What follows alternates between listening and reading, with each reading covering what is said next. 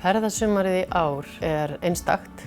Sumarið er okkar því að núna byggist traffíkin í sumar upp á Íslendingum. Þetta er náttúrulega glænýr raunveruleiki sem við erum að upplifa núna.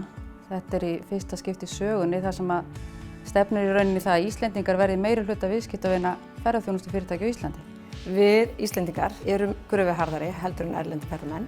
Við erum óþolinmóðari, við viljum allt fá strax og við leggjum okkur bara fram við að gera það og í 99% tilfella þá hefur það tekist. Sko, Íslendingarnir almennt eru mjög spontant. Þeir vilja hringja bara deginn áður, hafa ákveðið einhverja ferð og þeir koma með sinn óskalista. Við höfum nýtt okkur fagurðarlistan. Hann hangir í hverju einustu deild upp á vegg. Í raun má segja að Íslendingar séu nýr markhópur fyrir flest þessi fyrirtæki. Fyrirtækin þurfa þá að mörgu leyti að laga sína þjónustu að þessum nýja markhópi. Og því er mjög mikilvægt að hafa aðgang að góðum upplýsingum og ekki bara hafa aðgang að þeim heldur skoða þær og nýta þær síðan daglega.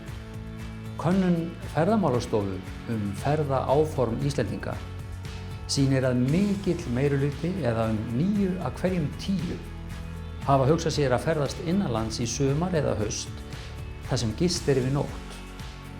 Landsmenn ætla að nýta fjölbreytta gistimöguleika á ferðalögum innanlands, en 38% ætla að gista á skipulögðum tjaldsvæðum, 34% á hótelum og 22% á gistiheimilum eða í sambærilegri gistingu. Hvernig ætlar þú að taka á móti íslenskum ferðamönnum?